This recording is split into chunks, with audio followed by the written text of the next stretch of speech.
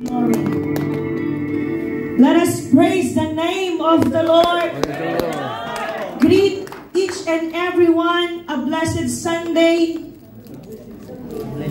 Tell to the person next to you, Blessed Sunday, bro. Blessed Sundays. hindi ka nagkamali na ikay naririto.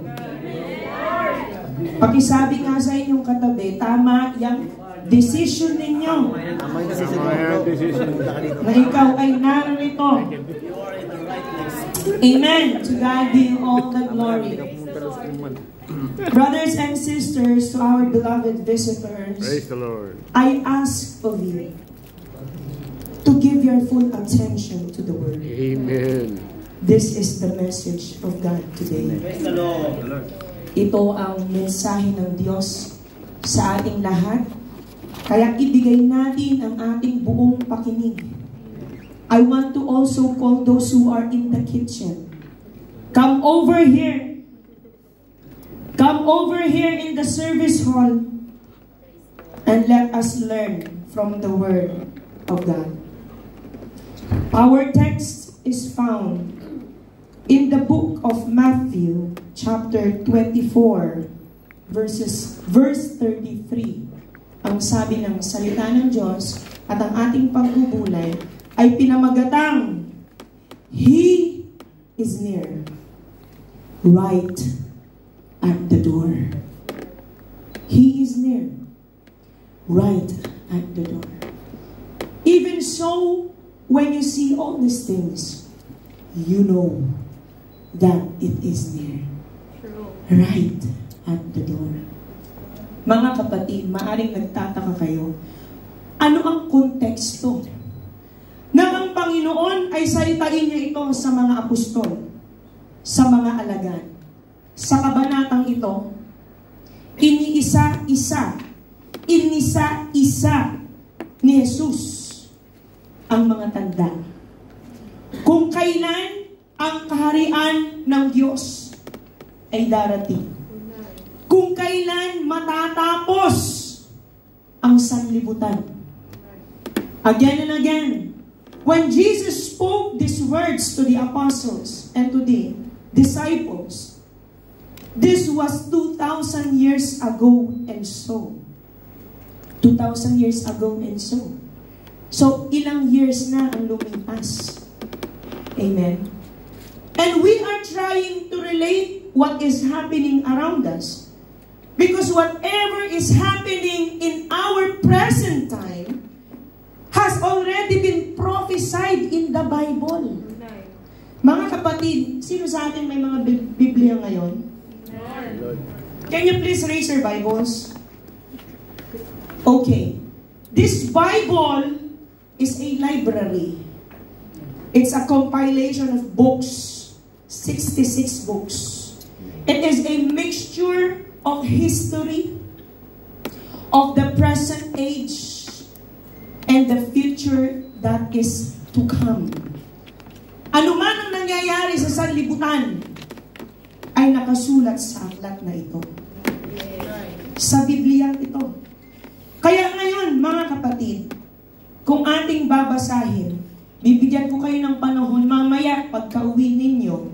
Buksan ninyo ang inyong mga Biblia. Kung wala, hanapin nyo yung Matthew 24. Simula sa unang talata, tapusin nyo yan hanggang sa huling talata. May ipapangako nyo ba ito? Amen. Amen? Will you promise to the Lord that you will read this whole chapter later when you go home? Amen. Praise God.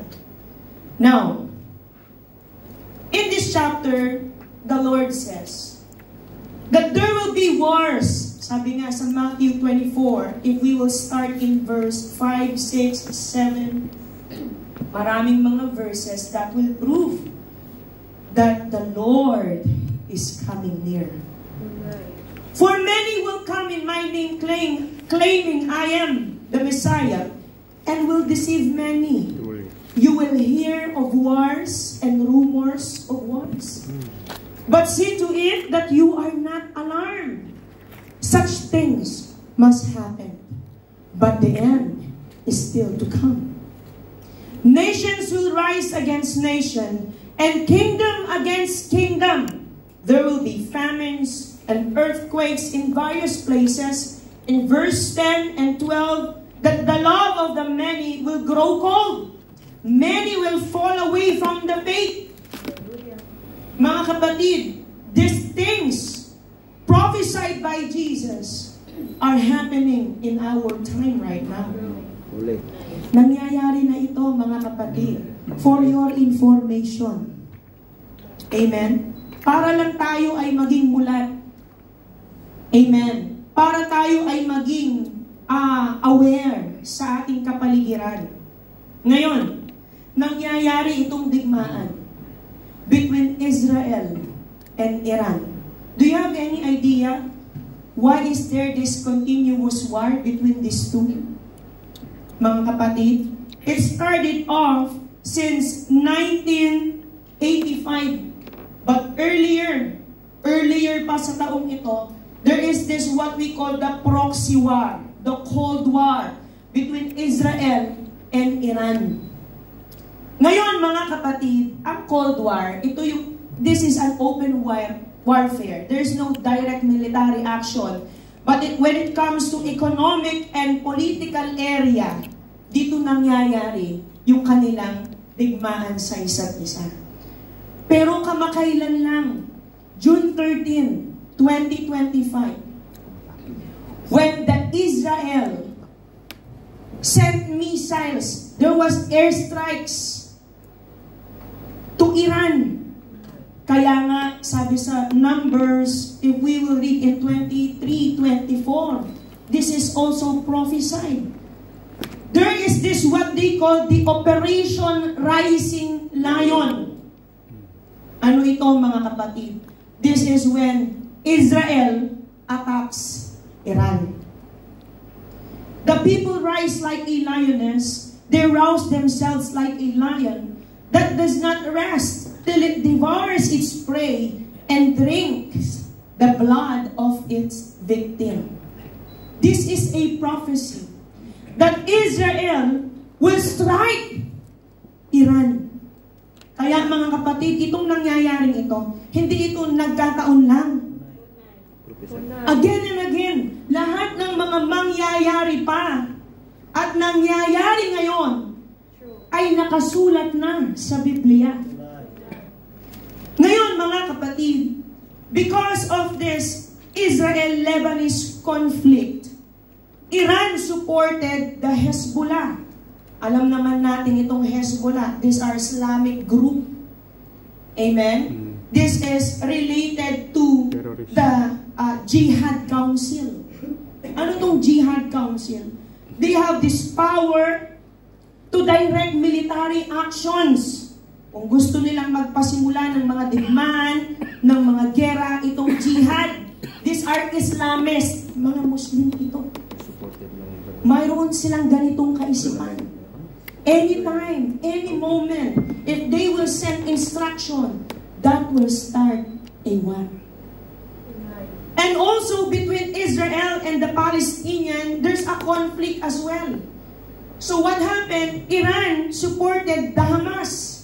Naririnig niyo ba ang Hamas at Hezbollah? Itong Hamas na ito, mga kapatid, this is the largest and the most capable militant group of the Palestinian group. Kaya mayroon din silang kakayanan. When they call out for war, hindi mo sila mapipigilan. And biblically speaking, they know in themselves that they have conflicts. Kasi nga, they are aware as well. Because we know that Israel is the nation of the Lord. If we will read in Isaiah in 43, and I'd like to read this in verses 1 until 4. But now, this is what the Lord says. He who created you, Jacob. Jacob, yung unang pangalan niya noon. Ngayon, tinatawag siyang Israel. Again and again, Israel nagkaroon ng 12 anak. Ito ang tinatawag ng 12 tribes of Israel. Ngayon, ito ang sabi ng Panginoon. Israel, do not fear. I'm talking about now the nation of Israel. Amen?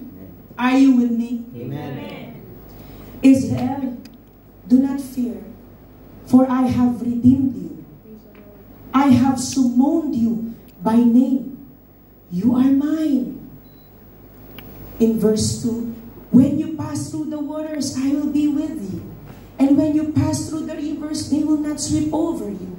When you walk through the fire, you will not be burned. The flames will not set you ablaze. For I am the Lord your God, the Holy One of Israel. Ang Panginoon. Amen? Ang Panginoon ay ang Panginoon ng Israel.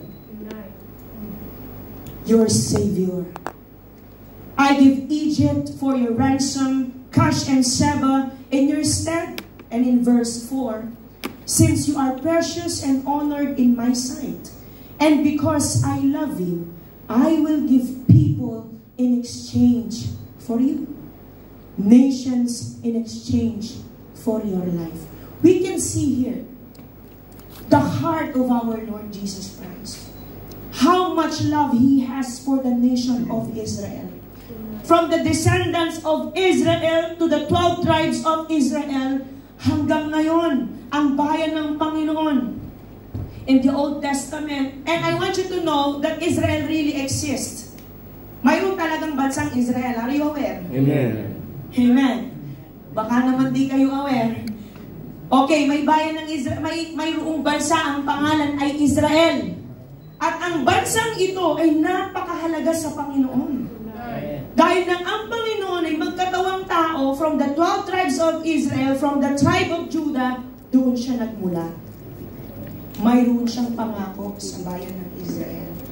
Gayunpaman, Israel, the nation of our Lord, has become so rebellious. Why? Has become so rebellious. Ang tigas ng ulo, ang tigas ng puso. Hindi nila kinilala ang Panginoon.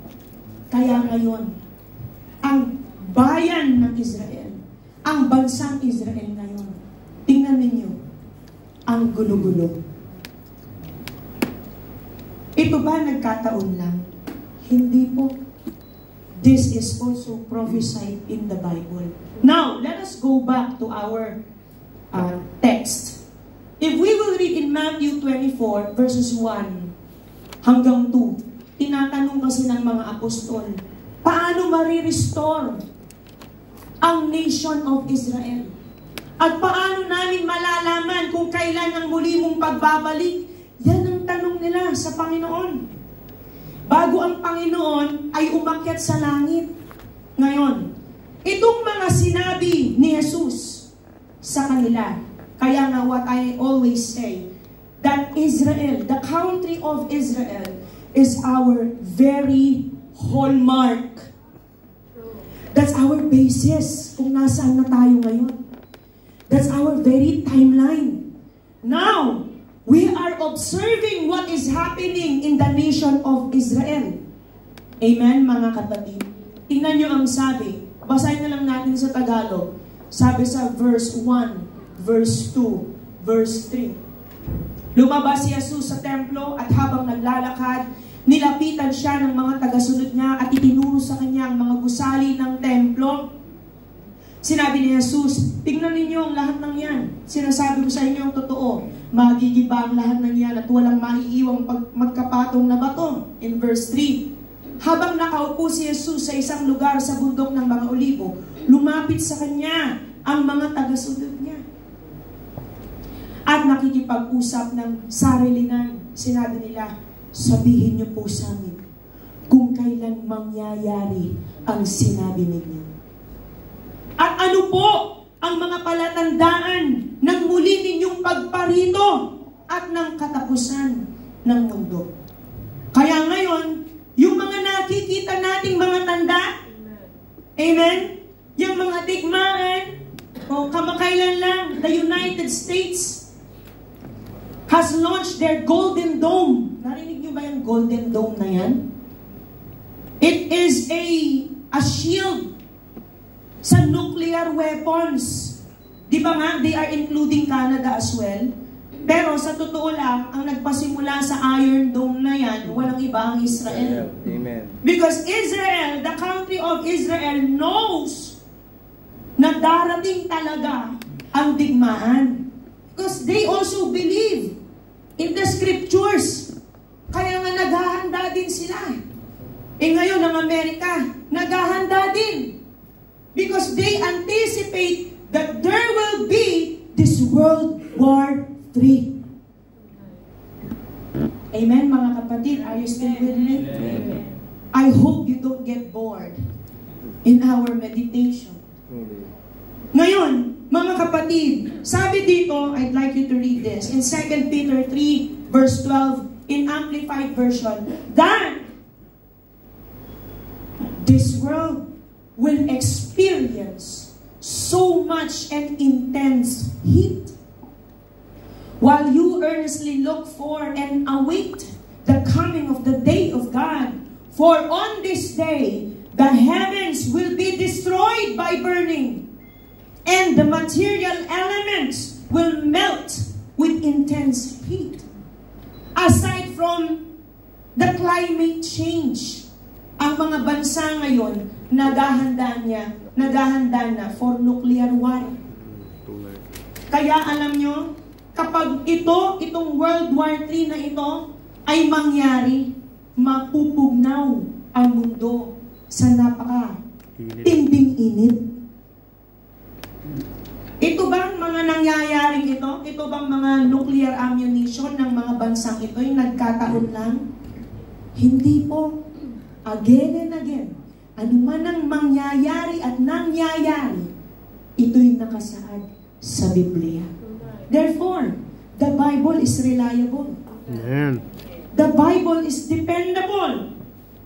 The Word of God is faithful and true. Amen. Ngayon, mga kapatid, dahil nariyan na nga ang mga digmaan, nariyan na ang mga tanda, nariyan na ang mga pagtaliwakas, ang panlalamig ng mga mananampalataya, ang pagtalikod sa pananampalataya, ang pag-aaway-away, ang kawalan ng pag-ibig sa bayan. Pasama ng pasama ang sanlibutan. Ito ba nagkataon lang? Hindi po. Again and again, nakasulat ito lahat sa Biblia.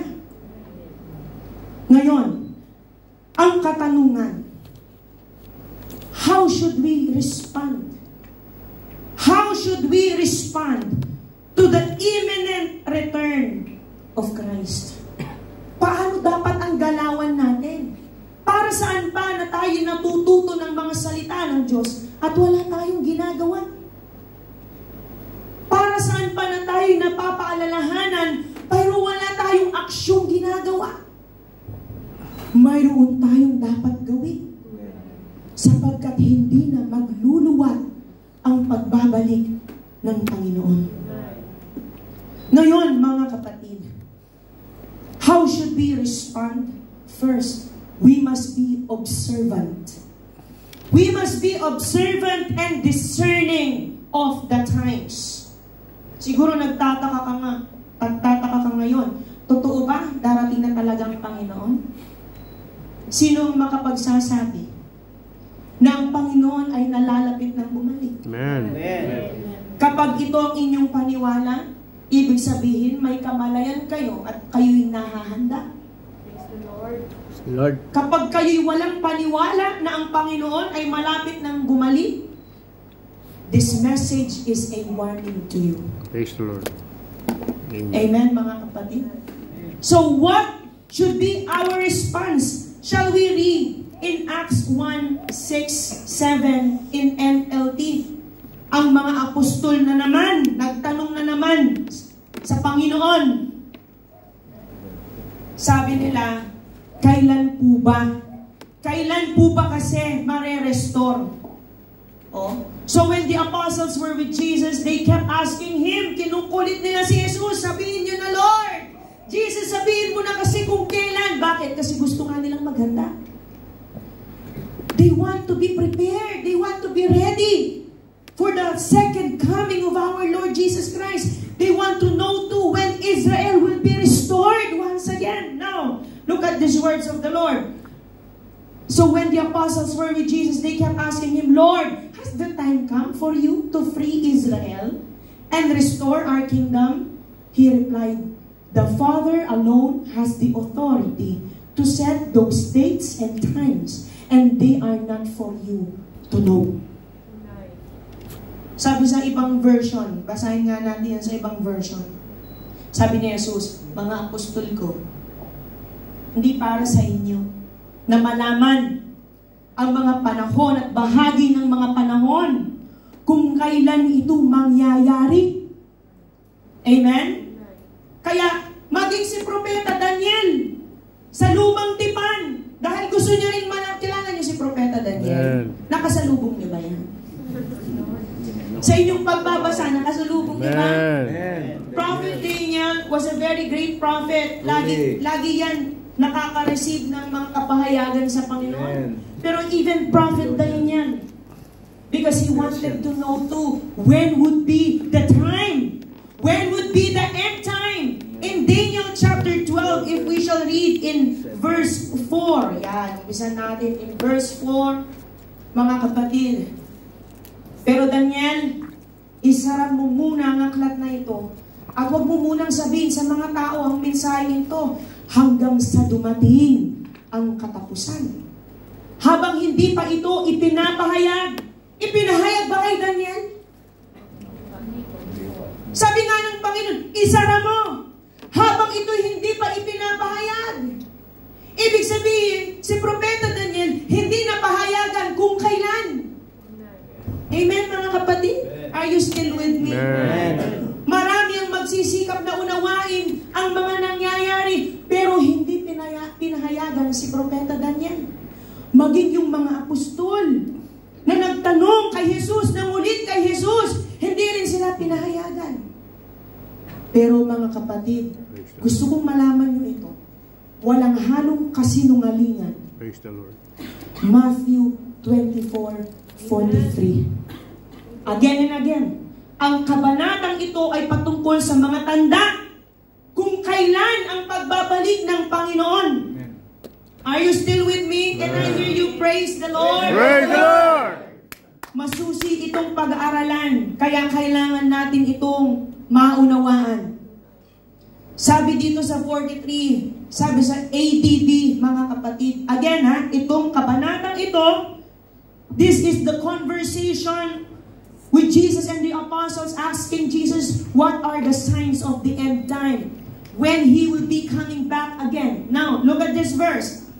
Datapwat ito'y talastasin ninyo, na kung nalalaman ng puno ng sambahayan kung anong panahon darating ang magnanakaw, ay siya'y magpupuyat at hindi niya pababayaang ibagin ang kanyang bahay. Hindi pinahayagan ng mga apostol noon sa kung anong bahagi o bahagi ng mga panahon ang Panginoon muling babalik. Pero sa pamamagitan ng mabuting puno ng Praise the Lord! Ang tatanong ko lang, saan nabuhay, saang panahon nabuhay ang mga apostol na kausap ni Jesus? Ngayon ba? Naririto bang sila ngayon sa ating panahon? Wala na sila. Patay na sila. Ibig sabihin, mayroong itinakda si Jesus sa panahon ng kawakasan na ating kinabibilangan na mayroong makakaunawa ng panahon at ng mga bahagi ng panahon. That is why we are called the fourth watchers. Praise the Lord! Mark 13:33-35. Mga kapatid, ang Panginoon hindi siya bumalik sa ikalawang pagpupuya. He did not come in the second watch, nor in the third watch. But we only got last watch, which is the fourth watch. Amen. There will be no more fifth watch, sixth watch, seventh watch. We only got one watch. At ang natitirang ito ay ang ika-apat na pagpupuya. To God be the glory. Ngayon, punta tayo sa Mark 13:33-35. Bantayan natin ang ating kaisipan. Amen. Kayo'y mag-ingat, magpuyat, at magsipanalangin, sapagkat hindi ninyo nalalaman kung kailan kaya ang panahon. Sabi sa 34, mga kapatid, gaya ng isang tao na nanirahan sa ibang lupain, na pagkaiwan ng kanyang bahay, pagkabigay ng kapamalaan sa kanyang mga alipin, sa bawat isa ng kanyang gawain, ay nag-utos din siya. Nag-utos din siya. Amen. Amen? Nag-utos din naman sa bantay pinto na magpuyat. Mayroon siyang inutusan na magbantay. Amen? Amen. Sabi sa 35, ito na, magpuyat nga kayo, sapagkat hindi ninyo nalalaman kung kailan paririto ang Panginoon ng bahay, kung sa hapon, sa hating gabi, sa pagtilaok ng manok, o sa umaga. Ngayon, this is an intense meditation. When we talk about hapon, in the church history, we call it the apostolic age. Ito yung panahon na kung saan Matthew 16:18, Acts 2:1-4, na itinayo ni Kristo ang iglesia. Are you with me? Amen. Now, what is the second watch? Itong hating gabi, we call it the papacy, na kung saan ang mga kapapahan, hindi pa yung kapapahan, amen, kapapahan, the popes reigned during that time. And what they did, they twisted the truth. Hallelujah. They twisted the truth. The apostolic teachings, they twisted them to deceive many believers. But by the grace of God, during the third watch, this Reformation, through the person of Martin Luther. Napakinggan niyo ba ito si Martin Luther? Amen. Martin Luther, anong ginawa niya? How many theses? He exposed the twisted truth of the popes. During the Reformation age, he exposed 95 theses at the front of the Church of the Catholic group. I'm not afraid to say this in front of you. Amen. Because this is the truth. Amen. I will not withhold the truth if the truth will set you free. Amen. Praise the Lord. Ngayon, sa umaga, this is the fourth watch. This is the dawn. Ito yung tinatawag natin modern age, Facebook age, computer age, artificial intelligence age. Naririto na tayo sa panahong ito. Di ba nga? Sabi din sa Biblia, hanapin nga natin yan in Daniel chapter 12 verse 4, that the knowledge will increase. Tayo nga, kukuhanin ka lang ng picture. O sinong nakakita? Habang kami nagre-radio present yesterday, ba nabigla ako? Nakagawin ako na hindi ko alam. Napakadali ng AI ngayon. Kaya huwag agad-agad maniniwala sa mga nakikita natin. Because even the artificial intelligence can twist the truth. Can deceive many. Look, in Daniel chapter 12 verse 4, ito palang kanunungan ng tao'y lalago sa ating panahon. Ngunit ikaw, O Daniel, isara mo ang mga salita, tatakan mo ang aklat hanggang sa panahon ng kawakasan. Naririto na tayo sa panahon ng kawakasan. Amen? Amen. Isa sa mga tanda na tayo nasa panahon ng kawakasan. Anong sabi ng salita ng Diyos? Marami ang tatakbo ng paruot parito. The travel during our time is not just vertical. Tama ba? Vertical, horizontal. Horizontal. Ano ito? Horizontal. Horizontal. Salamat po kay nakikinig ng mabuti. Diba? Ang paglalakbay noon, from east to west lang naman, hindi naman north and south. Pero ngayon, mga kapatid, I'm telling you, they have invented another vehicle, interplanetary kind of transportation. Para pwedeng gumala, maglakbay sa labas ng Earth. Look, marami ang tatakbo ng parot parito at ang kaalaman ay lalago. The knowledge will increase. during our time, this time, we are in the end time. And not just that, even the prophets, they will speak of the visions, of the messages of God, and their knowledge will increase as well. Look, it says in Amplified Version. Anong sabi sa Amplified Version? Mga kapatid, and knowledge of the purpose of God as revealed by His prophets will greatly increase. While the world is increasing its knowledge, we, the holy people, the church of our Lord Jesus Christ, will increase too when it comes to knowing the full stature of our Lord. Kaya nga, di ba, sa panahon natin ngayon, mas nakikilala natin si Kristo. Amen. Di ba sabi sa Ephesians 4:13 yan, yung sukat ng kaalaman mo patungkol sa pagkilala mo kay Kristo, ang iglesia, mararating yan.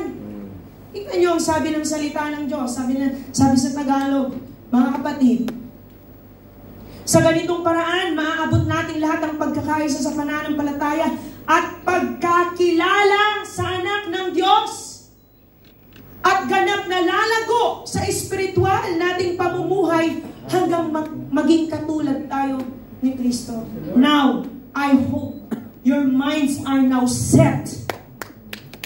Praise the Lord. I hope that you understand now very clearly that we are in the time of the end. Amen.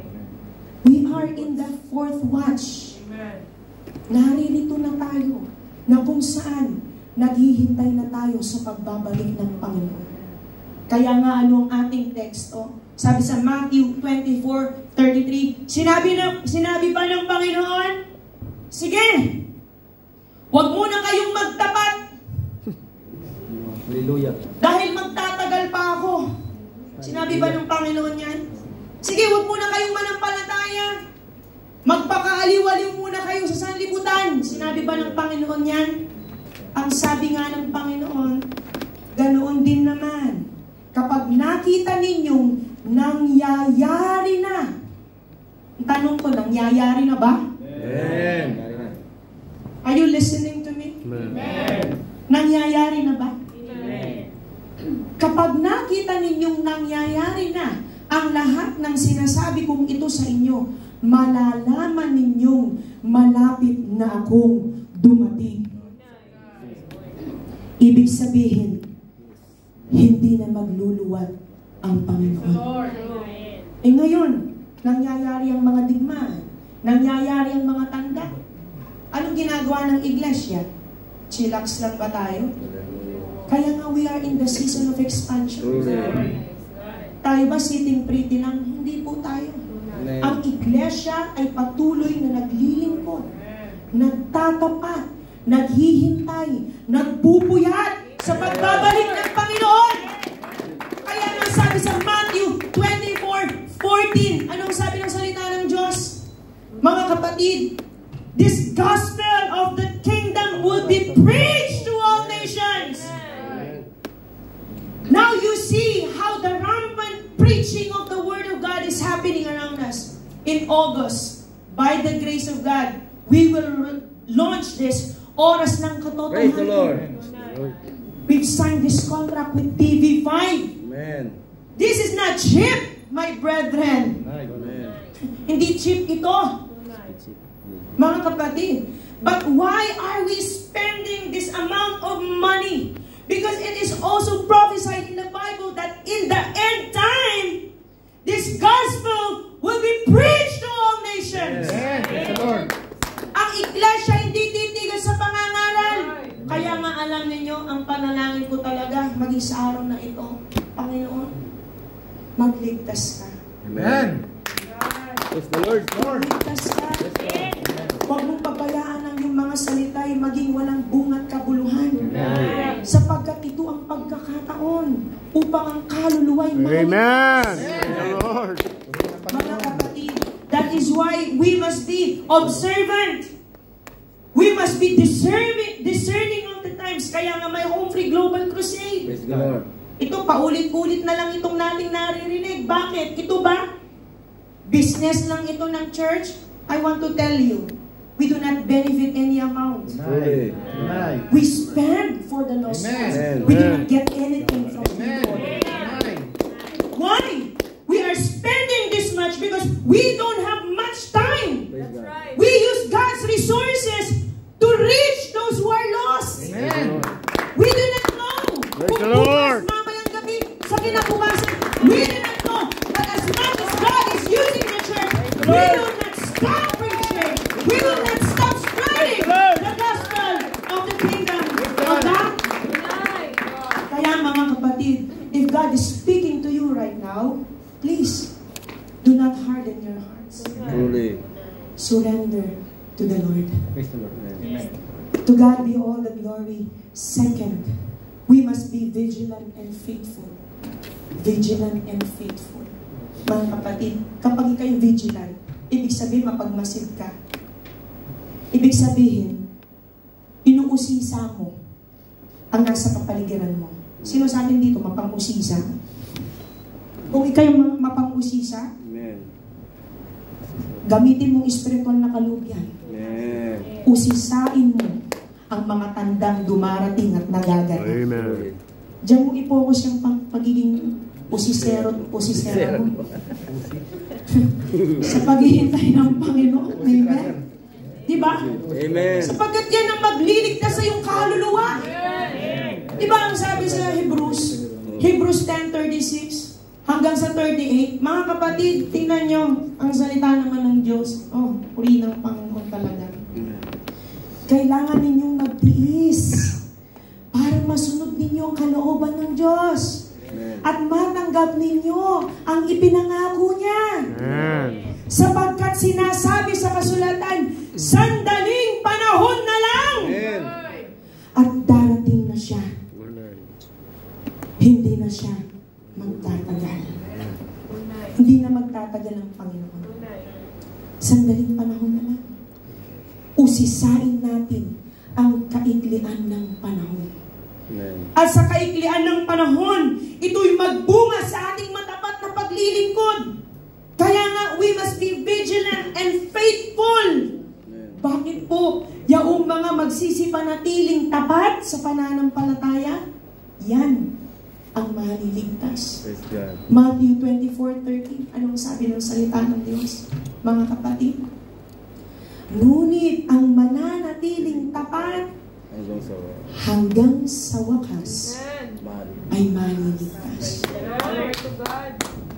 Mga kapatid, gusto ko lang malaman ninyo, bago mangyari ang World War III, aagawin na tayo ng Panginoon. We can see how short the time is. These wars, they stir up the World War III. Can you see? Can you see the shortness of time? Can you see the brevity of time? That the Lord will not tarry anymore? So we must remain faithful.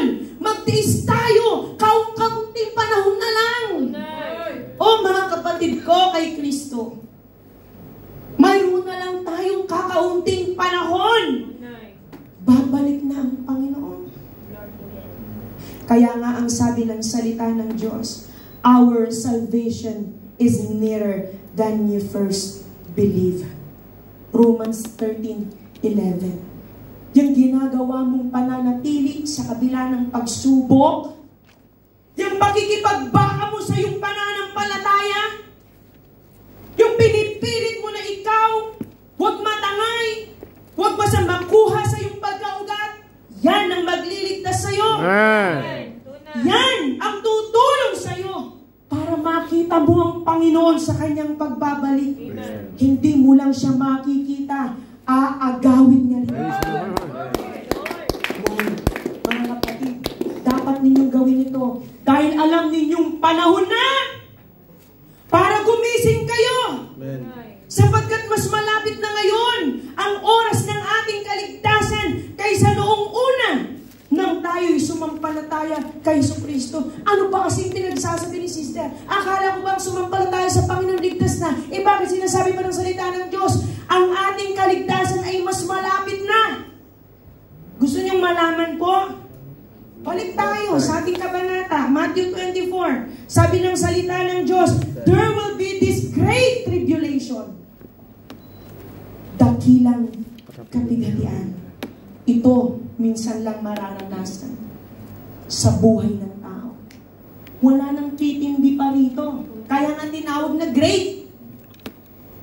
Sabi sa Matthew 24, shall we read this in 46 or in 21 and 22? We'll read first 21 and 22. Ang sabi ng salita ng Diyos? Sapagkat sa mga panahong iyon, makakaranas ang mga tao ng napakatinding kapighatian at hindi pa nararanasan mula ng likhain ng mundo hanggang ngayon. Simula ng likhain ng Diyos sa pamamagitan ni Kristo, ang sanlibutan, ang mundo, ang langit at lupa, hanggang ngayon sa ating panahon, sabi ng talatang ito, itong dakilang kapighatian, minsan lang sa kabuuan ng panahon, mararanasan ng tao. Ngayon, balikan natin ang 21. Anong sabi ng salita ng Diyos? Napakatinding kapighatian na hindi pa nararanasan mula ng likhain ng mundo hanggang ngayon, at wala nang mangyayari pang ganoon kahit kailan. Sabi sa 22, kung hindi paikliin ng Diyos ang panahong iyon, walang matitirang buhay. Ngunit alang-alang sa kanyang mga pinili, paikliin niya ang panahong iyon. Who can agree with me? Ang makapagsasabi, Sunday pa lang, Sunday na naman. Ang isang linggo, parang 2 araw na lang. Ang bilis ng panahon. Kakapasko pa lang, magpapasko na naman. Parang bumibilis ang panahon. Pero ang ikot ng relo, di naman nag-iiba. Amen? Ang bilang ng araw sa kalendaryo, di naman nababawasan. Pero bakit parang paikli ng paikli ang panahon? Ang Biblia mismo ang nagsasabi mula sa bibig ng ating Panginoon para sa mga pinabanal, para sa kanyang iglesia, paiikliin ang panahon. Bakit? Dahil maglilipa na pa ang mga bulaang propeta, ang mga nag-aangking Kristo, para iligaw pa ang marami. Pero mahal tayo ng Panginoon. Ayaw ng Panginoon. Maligaw pa tayo ng mga naliwanagan na. Kaya ang gagawin niya, sige, mga anak ko, sabi siguro ng ama, mga anak ko, malapit nang bumalik ang inyong Panginoon. Maglingkod lang, magtapat, maglingkod, magtapat. Tingnan ninyo, hindi nyo namamalayan. Sa ating mga paglilingkod, bumibilis lalo ang panahon. Mga kapatid, ito ba gawa-gawa lang ng kaisipan ng tao? Hindi po. Sabi ito ni Kristo. Sabi ito ng Panginoon. Kaya sa lahat ng mga makapagsasabi, those who can agree with these words of the Lord, may shout, praise the Lord. Praise the Lord! To God be all the glory. And I'd like to add as well, itong mga bankers. Bakit may mga bankers? What are the bankers? Hindi po yung pautang. Hindi po. B-U. Amen? B-U-N-K-E-R-S. Bankers. What are the bankers? Ito yung mga taguan. Ito yung mga spaces people built under the ground because they want to escape from the great tribulation. They know in themselves they cannot endure. Kaya sabi sa Revelation in 6 verses 15 to 17, yan, kita nyo po? Kita nyo ang mga bankers? Putin has won. Putin has won. Trump has won. And many powerful officials around the world have their own bunkers because they know there will be this great wrath that will come. Mas mabilis sana, sumampalataya na lang sila. Amen. Tunay. Mas mabilis sumampalataya kaysa magpatayo ng bunker. Tunay. Ang mahal ng bunker. Di ba mga kapatid? O, dyan sila magtatago. Bakit? Siyempre, ayaw nilang maapektuhan ng Great Tribulation. Tingnan niyo sabi sa Revelation Revelation. Basahin natin yan. In chapter 6, verses 15 to 17. Nagtago sa mga kuweba at sa mga malalaking bato, sa kabundukan ng mga hari, mga namumuno, mga opisyal ng mga kawal, mga mayayaman, mga makapangyarihan, at ang lahat ng klase ng tao, alipin man o hindi. Sinabi nila sa mga bundok at mga bato, tabunan niyo kami at itago upang hindi namin makita ang mukha ng nakaupo sa trono at upang makaligtas kami sa galit ng tupa. Sapagkat dumating na ang araw na parurusahan nila ang mga tao at walang sino mang makakapigil sa kanila. These communist countries, including Putin, I don't know about the Chinese official, but I heard he's got one too. They are preparing as well for that great wrath. Mga kapatid, ito ba chismis lang? Hindi chismis ito. Katotohanan ito. Amen. And I feel so obliged. I feel so responsible to share this with you. First and foremost, our beloved apostle, our late apostle, Arsenio Tanferion. And now our building apostle, Jonathan. He is informing us right now. Take hold. Gaya ng awit kanina, He's coming back. Amen. The Lord is coming back, my beloved brethren. Now, what is your response? Kapag gawa ka rin ng bucket, you cannot afford. We will never afford to have one. But by the grace of God, it doesn't matter whether you afford or not, because before these things happen, we will be raptured in the air.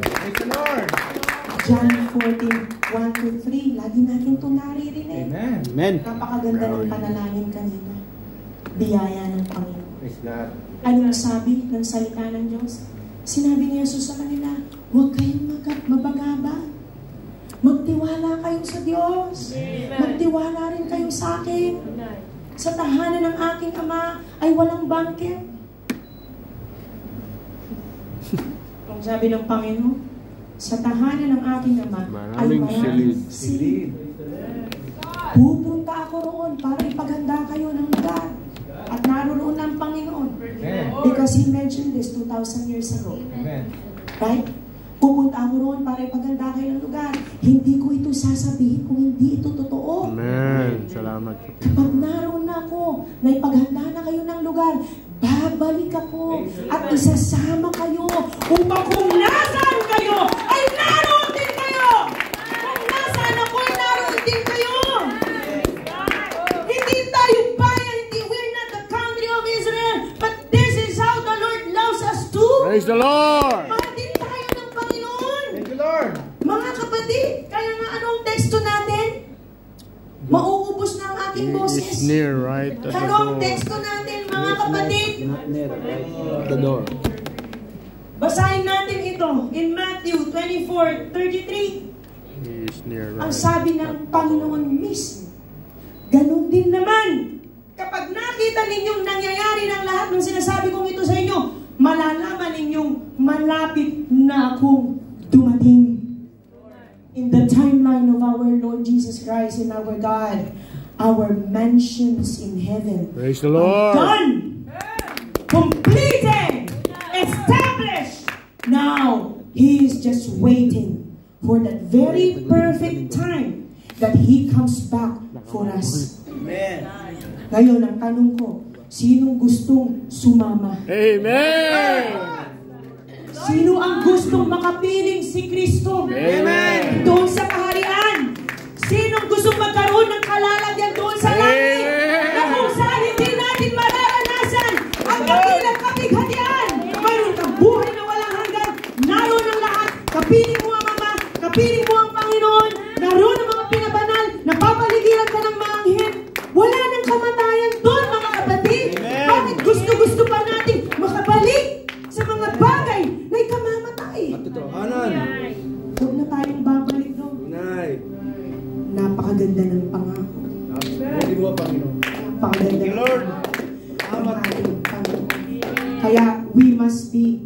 ready.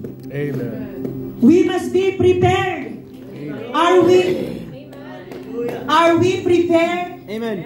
Are we ready for the coming of our Lord? Amen. What is the promise of the Lord? Matthew 24:46. Mapalad ang alipin iyon kapag nadatnan siya ng amo niya na gumagawa ng kanyang tungkulin. Blessed is that servant whom his master finds him doing. Bakit tayo nagpapaalalahanan sa isa't isa? Mga kapatid, kaming mga manggagawa, hindi kami bayaran. Bakit kami magpapakahirap? Bakit kami magsasaya ng oras at panahon? Bakit namin iiwan ang aming mga pangarap sa buhay? Mga kapatid, dahil naunawaan natin lahat na malapit nang bumalik ang Panginoon. At wala ni isa sa atin ang nais nating mapahamak. Nais ng Panginoon mismo mga ligtas tayo sapagkat mahal tayo ng Panginoon. Praise the Lord. Kaya lahat ay magsibay. Awitin natin muli ang awitin ito.